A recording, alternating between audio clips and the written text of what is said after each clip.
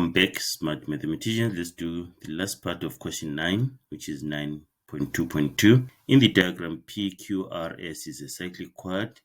PS is produced to W, TR and TS are tangents to the circle at R and S respectively. Angle T is 78 degrees and angle Q is 93 degrees. We have discussed the information. Let's just continue from there. What we have, we know that these two lines TS and TR are equal because they are tangents from the same point. We managed to find that S2 is angle 51. And then since angle S2 and angle R2 are angles opposite equal sides, though they are equal. Right, we also discussed, if you check, when we started solving for these angles, we discussed and said that angle RSW is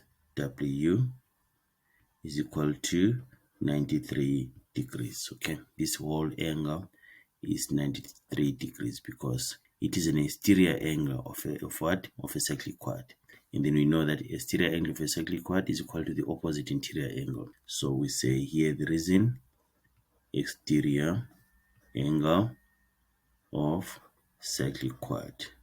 Therefore, angle S2 plus angle S3 should give us 93. And then from the previous question, we managed to find the angle S2. So it means angle S2 plus angle S3 is equal to 93 degrees.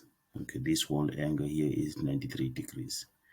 And then we know that angle S2 from the previous question is equal to 51. 51 degrees plus angle S3 is equal to 93 degrees. And then we transpose angle S3 is equal to 93 degrees minus 51 degrees. So angle S3 is equal to 42 degrees. Right, and then we said that the other way of doing this, or the alternative method, we could have said angle S1 is equal to what?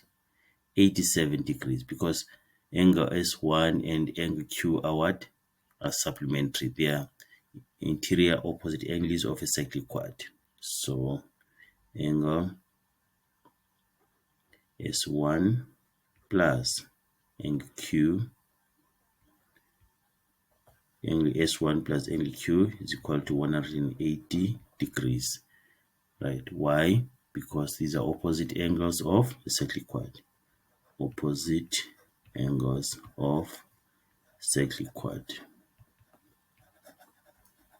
And then angle S1 is equal plus angle S1 plus 93 degrees is equal to 180 degrees. Then we subtract 93 degrees from both sides. We get that angle S1 degrees is equal to 87 degrees. Now, so once we have this angle S1 here, we have this angle also S2, which is 51 degrees.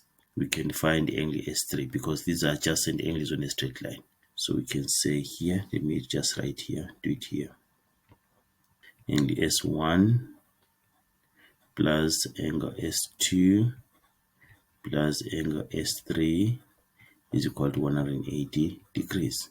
Okay, the reason is saying adjacent angles on a straight line. Alright, and then we're saying it will be 87 degrees plus 51 degrees plus angle S3 is equal to 180 degrees. And then we subtract angle S3 is equal to 180 degrees minus 87 degrees minus 51 degrees. Or you can add these two, 87 plus 51, then subtract from 180. Then we get that angle S3 is equal to 42 degrees. Okay, done. So we're going to meet when we do question 10.